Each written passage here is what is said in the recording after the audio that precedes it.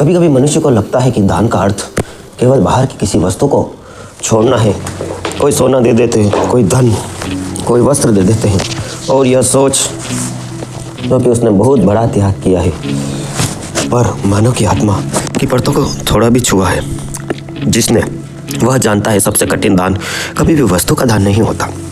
सबसे कठिन दान होता है भीतर बसे हुए मैं का दान, अहंकार का दान, स्वयं को छोड़ देना, अहंकार को पिघला देना, अपने अस्तित्व को समर्पित कर देना। एक छोटी सी स्टोरी सुनाता हूँ आपको मैं, कैसे समर्पित करते हैं लोग। एक राजा का जन्मदिन था, 400 साल पहले एक बहुत बड़ा राजा था, उसका जन्मदिन था।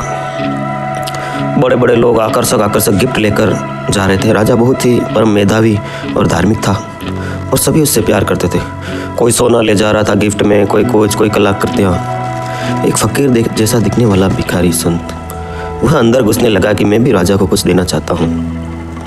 बाहर जो चौकीदार थे उसने उसकी हालत देखी, फटे हुए कपड़े, ये क्या कुछ दान देगा, उसको अंदर जाने नहीं दिया। पर वो बैठ गया कि नहीं, मुझे भी कुछ राजा को कुछ देना चाहता हूँ। जोर जोर से चीखने रोने लगा।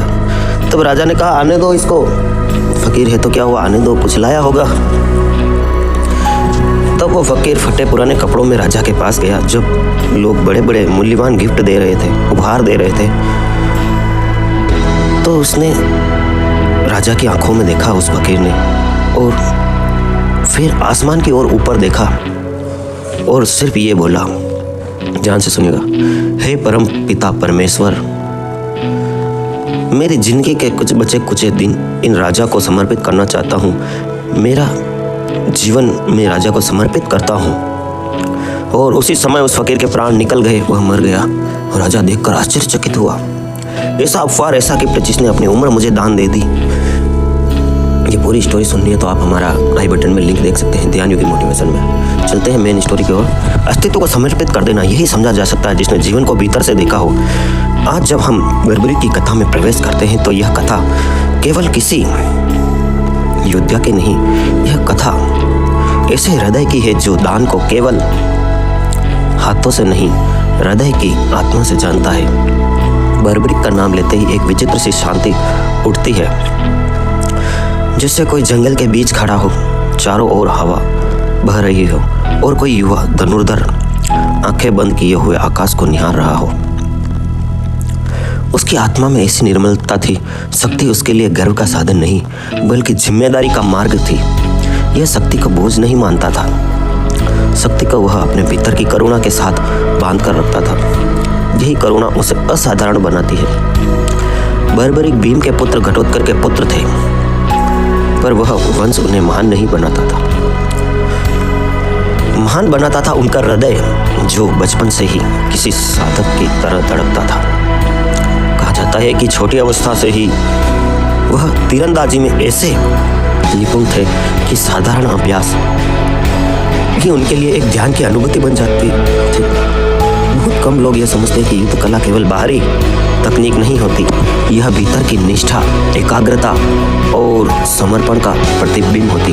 अगर मैं ये कहूँ कि कोई अतिशयोक्ति आप मत समझना कि आप जो भी कार्य करें, चाहे नौकरी करें, चाहे व्यापार करें, चाहे किसी से प्रेम करें, जब तक आपकी अंतर आत्मा से नहीं करोगे, उस एकाग्रता से, उस ध्यान से नहीं करोगे, आप चाहे खाना खा रहे हैं लेकिन वो एकाग्रता, वो भावना, वो कृतज्ञता वो नहीं होगी तो वो चीज़ आपको गुण नहीं करेगी। व्यापार कर रहे हैं आप और अपने ही व्यापार को कोस रहे हैं, दूसरे के व्यापार को बड़ा बता रहे हैं, तो भी आप कभी बरगद नहीं कर सकते, मतलब ऊपर नहीं उठ सकते। तो आज से प्रण कीजिए कि मैं जो भी करूँगा परम एकाग्रता से, पूरी शांति और निष्ठा से, कृतज्ञता से करूँगा। समझ गए हो यहाँ तक? तो ब्रह्मांड का धन्यवाद दो और लिखो कमेंट में, आज से ही ब्रह्मांड को बता दो कि अब मैं जो भी करूँगा, चाहे कम करूँगा, लेकिन पूरी लगन, निष्ठा और एकाग्रता से करूँगा। फिर देखिए क्या चमत्कार होता है। एकाग्रता, समर्पण। बर्बरिक ने यह सहज रूप से उमड़ता था। वह जब भी धनुष उठाते वह केवल हथियार न होता, न उनके धड़कन जैसा था, शांत, संतुलित, स्थिर। उनकी माता को यह भय था कि इतनी विशाल शक्ति, इतनी अद्भुत क्षमता कहीं मार्ग से विचलित न हो जाए। शक्ति जब तक करुणा के साथ नहीं चलती, जब तक वह मनुष्य के लिए खतरा बन जाती है। और आप देख ही रहे हैं साइंस का खतरा। बर्बरी का मन तो बिल्कुल भिन्न था। वह अपने भीतर किसी घर को जानता था। शक्ति का अर्थ जिम्मेदारी और जिम्मेदारी का अर्थ है अहंकार का त्याग। एक बार जब उसकी माता ने पूछा कि तुम इतने युद्ध कौशल पर हो, क्या तुम किसी भी पक्ष की सहायता करोगे? बर्बरिक ने बड़े शांत मन से उत्तर दिया, मैं सदैव कमजोर मन के साथ दूंगा।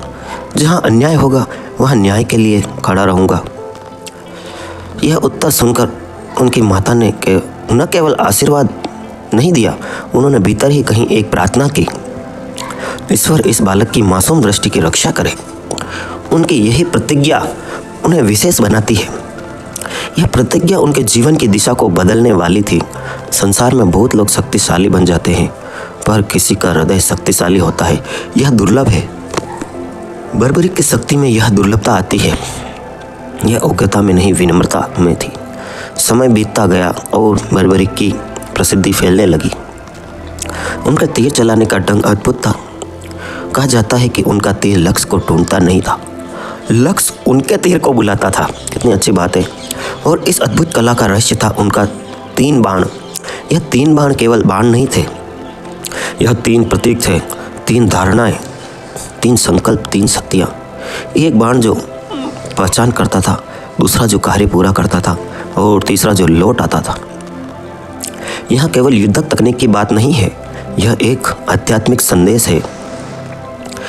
जीवन में भी मनुष्य का पहला बाण लक्ष्य को पहचानता है, दूसरा लक्ष्य को पूरी तरह पूरा करता है और तीसरा अनुभव बनकर उसकी आत्मा में लौट आता है। बर्बरिक की कथा में यह विज्ञान केवल युद्ध का साधन नहीं, जीवन का प्रतीक है। आप जरा सोचिए, हम सभी के जीवन में 3 बाण होते हैं। पहला हमारा संकल्प, हम किस दिशा में कार्य कर रहे हैं, किस दिशा में जाना चाहते हैं। दूसरा हमारा प्रयत्न कि हम उस दिशा में क्या करते हैं। और तीसरा हमारा अनुभव जो लौट कर हमें परिपक्व बनाता है। और हम में से कितने लोग इन तीनों बाणों को सच में समझते हैं? कितने लोग लक्ष्य को पहचानते हैं? कितने लोग वास्तव में प्रयास करते हैं? कमेंट कीजिए। और कितने लोग अनुभव को वापस लेकर शांत बैठते हैं? बर्बरिक का विज्ञान हमें अपने जीवन की धारा को देखने का अवसर देता है। बर्बरिक जब इस 3 बाण की सिद्धि के साथ युवा हुए, उनकी आभा चारों तरफ फैलने लगी। सौंदर्य, शौर्य, सादगी, मानो तीनों उनकी देह में एक साथ उठते। पर जितनी शक्ति बाहर दिखती थी, उससे कहीं अधिक शक्ति भीतर छिपी थी।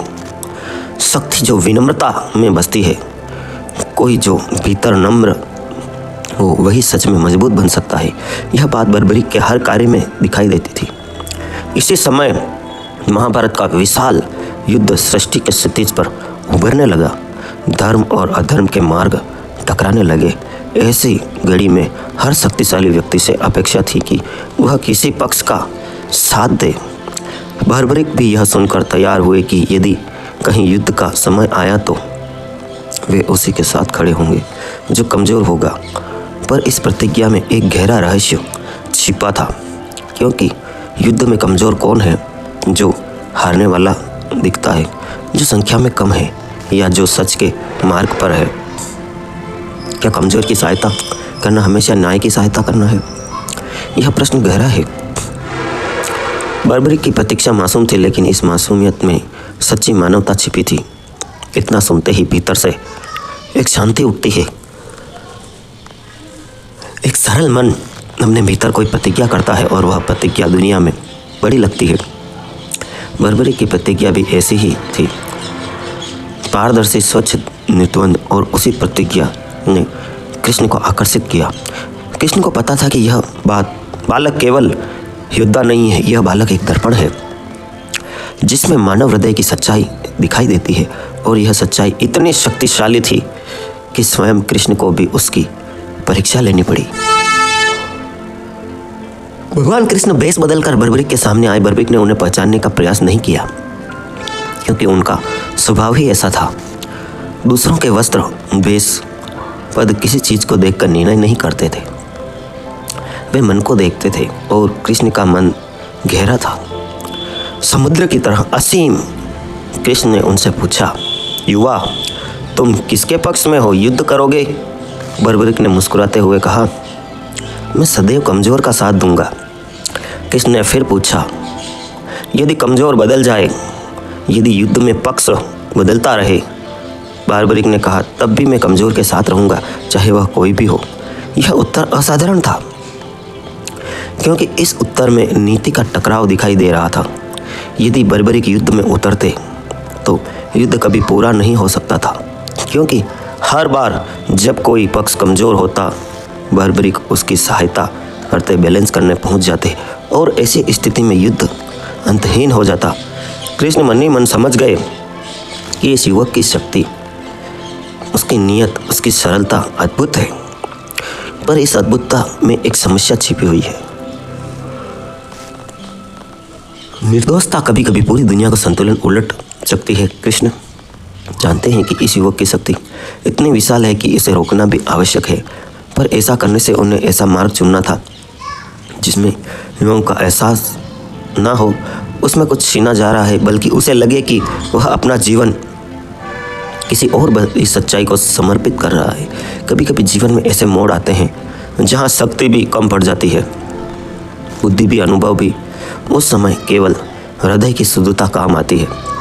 बार्बरिक के सामने भी ऐसा ही समय आने वाला था, जहाँ उसकी शक्ति का परीक्षण नहीं, उसके हृदय का परीक्षण होने वाला था, और यहीं से वह प्रवाह शुरू होता है जहाँ कथा गहराती जाती है।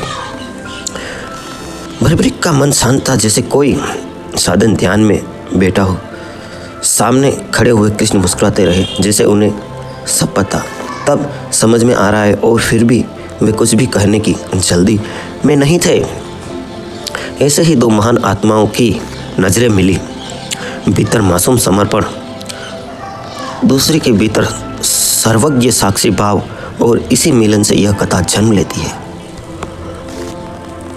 जिसे हम आज सबसे बड़ा दान कहते हैं। यहीं से भीतर एक कंपन उठता है, जैसे कोई कह रहा हो, सबसे बड़ा दान कभी बाहर की वस्तु का नहीं होता, सबसे बड़ा दान है स्वयं को सौंप देना। जब दो चेतना एक दूसरे के सामने खड़ी होती है तो शब्दों की जरूरत नहीं रहती। बार्बरिक और कृष्ण के बीच भी ऐसा ही मौन का संवाद था। कृष्णा देखते रहे जैसे इस युवक के भीतर छिपे शौर्य और सरलता दोनों को एक साथ छू रहे हो। एक छोटा सा प्रयोग करना आत्मचेतना के लिए बताता हूँ, आज ही करना। आप अपनी आंखें बंद करके कर सकते हैं पहले, फिर आप खुद जाकर अपने मित्र के सामने कर सकते हैं। आंखें बंद करें और अपने सबसे अच्छे मित्र को देखें। एक बार आंखें बंद करके उसका चेहरा याद करें, और उसके बाद उस चेहरे के पीछे छुपे परम चैतन्य आत्मा को देखें। अपने भी चेहरे के पीछे परम चैतन्य आत्मा को देखें। वह आत्मा, आपकी आत्मा उसको प्रणाम करती है, ऐसा देखें। अब किसी दुश्मन का चेहरा, जिसे आप दुश्मन मानते हैं, आजकल इस संसार में कोई किसी का दुश्मन होता नहीं है वैसे, देखें और उसकी परम चैतन्य आत्मा देखें उस चेहरे को, जैसे वो चेहरा पिघल गया है, और उसकी आत्मा और आपकी भी आत्मा को देखें। और जैसा कि सच है, इस संसार में हर मनुष्य, हर जीव एक ही परम पिता परमेश्वर की एक ही आत्मा से बने हुए हैं, ऐसे देखें। आप भी एक परम ज्योति आत्मा है, वो भी परम ज्योति, और उन्हें अंतःकरण से, कृतज्ञता से प्रणाम करें, और देखिए आपका दिल कितना हल्का हुआ है। इस वीडियो पर भी चाहते हैं आप परम चेतना पर, तो आप एक कमेंट करें। यह उदाहरण आपको समझाने के लिए इस वीडियो में दिया, आई बटन में देख सकते हैं। अब चलते हैं अपने मूल वीडियो की ओर। इसमें कुछ समझ में आया या नहीं आया, या आज का प्रश्न यह है कि परम चेतन आत्मा को कैसे देखें अपने भीतर। चलते हैं अपने मूल वीडियो की ओर। भीतर छिपे शौर्य सरलता छू रहे हैं। बार्बरिक उन्हें ऐसे निहार रहे थे जैसे कोई वन का पक्षी आकाश को देखता है। निर्भय, शुद्ध और पूर्ण वो कृष्ण भगवान को देख रहे थे। पूर्ण विश्वास से कृष्ण के मुख पर एक गंभीर मुस्कान थी। उन्होंने धीरे से पूछा, युवा, तुम्हारे पास कितने बाण हैं? बार्बरिक ने शांत स्वर में कहा, मेरे पास केवल 3 बाण हैं। यह 3 ही संपूर्ण युद्ध के लिए पर्याप्त है। कृष्ण ने आश्चर्य का अभिनय किया, पर भीतर वे जानते थे कि यह युवक सत्य कह रहा है। उन्होंने पूछा, और यदि पूरा युद्ध सामने खड़ा हो जाए, अनेक योद्धा, अनेक रथ, अनेक शास्त्र, तब भी? बार्बरिक ने अपनी आंखों को हल्का सा बंद किया, जैसे किसी अनुभूति को छू रहे हों। फिर मुस्कुराकर बोले, एक बाण से मैं किसी विरोध को चिन्हित नहीं कर दूंगा, सभी विरोधियों को चिन्हित नहीं कर दूंगा। दूसरा बाण उन्हें समाप्त कर देना, तीसरा बाण वापस मेरे तर्कस में लौट आएगा। जब मन में स्पष्टता हो, बाण भटकता नहीं, यह रास्ता स्वयं चुन लेता है। कृष्ण के हृदय में यह उत्तर किसी शंखनाद की तरह गूंजा। यह युवक साधारण नहीं था, उसकी शक्ति विनाश की ओर नहीं बल्कि किसी उच्चतर चेतना की ओर संकेत दे रही थी। बर्बरिक ने जब यह कहा कि तीर स्वयं लक्ष्य ढूंढ लेते हैं, तो यह केवल उनकी कला नहीं थी, यह उनके दृष्टिकोण का प्रतिबिंब था। उसने अपने भीतर लक्ष्य की पहचान को इतना स्पष्ट कर लिया था कि बाहरी दुनिया उसके सामने सरल दिखाई देती थी। जब मन में भ्रम ना हो तब मन साफ हो, जब मन बोझ मुक्त हो तो कार्य प्राकृतिक हो जाता है। मनुष्य के जीवन में भी यही सत्य है। कई बार हम बाहर की समस्याओं को कठिन समझते, पर कठिनाई कभी बाहर नहीं होती, कठिनाई भीतर के असंतुलन में होती है। बर्बरिक के बाण का पहला सत्य था पहचान। मनुष्य यदि केवल इतना सीख ले कि पहले पहचान करे कि जो उसे करना है, उसका आधा जीवन स्वतः सरल हो जाता है। हम में से अधिकतर लोग लक्ष्य नहीं चुन पाते और उसी उलझन में भटकते रहते हैं। बर्बरिक का पहला बाण हमें यही बताता है कि जीवन का मार्ग लक्ष्य की स्पष्टता से बनता है। कृष्ण ने बर्बरिक से कहा, यदि 3 बाण इतने अद्भुत है तो क्या तुम मुझे एक छोटा सा प्रदर्शन दिखा सकते हो? योगी बर्बरी ने सहजता से कहा, आदेश दीजिए। कृष्ण ने पास के एक पेड़ की ओर इशारा करके कहा, इस लगे सभी पत्तों को अपने बाण से छूकर दिखाओ। योगी ने एक क्षण के लिए आकाश को देखा। उनकी आंखें स्थिर थी, जैसे किसी अज्ञात शक्ति से संवाद कर रही हो। उन्होंने पहला बाण निकाला। अज्ञात शक्ति का यह मतलब मैं बता देता हूँ कि जो आप आकाश में देखते हुए, आपने कई लोगों को देखा तो जैसे सचिन तेंदुलकर आकाश की ओर देखते हैं। आकाश की ओर एक बुद्धिमत्ता होती है, एक ब्रह्म शक्ति होती है। इस पर भी मैंने वीडियो आई बटन में डाल रखा है। आप ब्रह्मांड से कैसे बात कर सकते हैं, और जैसे अज्ञात शक्ति से कि मैं कैसे क्या करूं, और वो ब्रह्मांड उन्हें संकेत दे रहा है कि अब तुम्हें ये करना है। शक्ति से संवाद कर रहे हैं। उन्होंने पहला बाण निकाला और धनुष पर चढ़ा दिया। बाण चला, पर वह सीधे किसी पत्ते की ओर नहीं गया। वह हवा में घूमता हुआ पूरे पेड़ का एक चक्कर लगा आया और फिर वापस बर्बरिक के पास लौट आया। तब पेड़ के सारे पत्तों पर हल्की सी रेखा थी, जिसे किसी ने उस पर स्पर्श किया हो। कृष्ण मुस्कुराए। वे जानते थे कि ऐसा कौशल किसी साधारण अभ्यास से नहीं आता। वह तो वही व्यक्ति कर सकता है जिसकी चेतना एकाग्र हो, जिसे ब्रह्मांड का ज्ञान हो, जो स्वयं को लक्ष्य के लिए साथ एक कर ले। योगी ने कहा, पहला बाण केवल पहचान करता है, वह देखता है कि लक्ष्य क्या है, कौन है। अब दूसरा बाण उन्हें बांधेगा और तीसरा उनका नाश करेगा। पर जिस पर भी पहला बाण रेखा खींच देता है, उससे बच पाना असंभव है। कृष्ण मन ही मन सोच रहे थे, ऐसी शक्ति यदि युद्ध में प्रयुक्त हुई तो परिणाम कोई भी हो सकता है। यह युवक युद्ध की पूरी धारा को बदल सकता है। धर्म अधर्म से जीत जाए या अधर्म धर्म से, कुछ कह पाना मुश्किल हो जाएगा, क्योंकि यह युवक सदैव कमजोर का साथ देगा और युद्ध में कमजोर हर क्षण बदलते हैं। कभी एक पक्ष कमजोर होगा, कभी दूसरा। ऐसे में बर्बरिक बार बार पक्ष बदलेंगे और कोई भी युद्ध पूर्ण नहीं होगा। कभी कभी मासूमियत सबसे बड़ी उलझन बन जाती है। योगी की मासूमियत भी कुछ ऐसी थी। बर्बरिक योगी यह न्याय करना चाहता था, पर न्याय केवल भाव से नहीं होता, उसके लिए समझ भी चाहिए। कृष्ण ने शांत स्वर से पूछा, यदि तुम युद्ध में उतरोगे और कमजोर पक्ष की सहायता करोगे तो क्या तुम समझते हो कि युद्ध समाप्त हो पाएगा? योगी इसी प्रश्न को समझ नहीं पाए। उन्होंने इतना ही कहा, मैं बस वहीं रहूँगा जो मेरा धर्म है। कृष्ण ने महसूस किया कि यह युवक केवल शक्ति से नहीं, हृदय से चलता है, और हृदय का मार्ग स्पष्ट होता है, पर कभी कभी वह परिणामों को नहीं देख पाता। यह वही क्षण था जब कृष्ण ने निर्णय ले लिया कि इस युवक को रोका जाएगा, लेकिन रोका इस प्रकार जाएगा कि उसकी आत्मा का सम्मान बना रहे, उसे ऐसा न लगे कि उससे कुछ छीना गया है, क्योंकि कृष्ण तो रणनीतिकार थे, बल्कि उसे यह अनुभव हो गया कि उसने स्वयं दुनिया को कुछ दिया है। कृष्ण ने धीरे से पूछा, हे युवा, तुम्हारे 3 बाण तो अद्भुत हैं, पर क्या तुम इतना बता सकते हो कि युद्ध में कौन जीतेगा? योगी ने मुस्कुरा कर कहा, मैं युद्ध को देखे बिना कुछ नहीं कर सकता। जब तक मैं अपनी दृष्टि से सब ना देख लूं, तब तक कुछ कहना ठीक नहीं होगा। कृष्ण ने कहा, यदि मैं तुमसे कहूं युद्ध देखने के लिए तुम्हें एक दान देना होगा, तो क्या तुम वो दान देने को तैयार हो? तो बर्बरिक योगी ने बिल्कुल सहज स्वर में कहा, दान मेरे लिए कोई समस्या नहीं। दान किसी भी योद्धा का धर्म है। आप बताइए किस वस्तु का दान चाहिए? कृष्ण का स्वर अब गंभीर था और इसी गंभीरता में एक गहरी करुणा थी। उन्होंने कहा, मुझे तुम्हारा सिर चाहिए। ओह! यह वाक्य सुनकर जो भी साधारण व्यक्ति होता उसके भीतर भय की लहर उठती। जब कृष्ण भगवान ने कहा कि हे बर्बरिक, मुझे तुम्हारा सर चाहिए, उसके भीतर भय की लहर उठती। बर्बरिक का मन अचल था। उनके चेहरे पर किसी भी प्रकार का भय नहीं आया, जैसे वे पहले से ही जानते हो कि उनका जीवन किसी और उद्देश्य के लिए बना है। उन्होंने थोड़ी देर कृष्ण की आंखों में देखा। वह देखना किसी साधारण मनुष्य का देखना नहीं था। वह ऐसा था जैसा कोई आत्मा किसी दूसरी आत्मा को पहचान कर रही हो। बर्बरिक ने कहा, यदि मेरा सिर किसी और के हित में उपयोगी होगा, यदि इससे धर्म की रक्षा होगी, यदि इससे युद्ध का सत्य प्रकट होगा, तो मैं अपना सिर भी दान कर दूंगा। सिर का क्या महत्व? मेरा शरीर भी यदि संसार के लिए काम आ जाए तो यह मेरे लिए सम्मान की बात होगी। कृष्ण का हृदय पिघल गया। इस प्रकार का समर्पण यह दुर्लभ है। मनुष्य शरीर त्याग देता है पर अहंकार नहीं छोड़ पाता।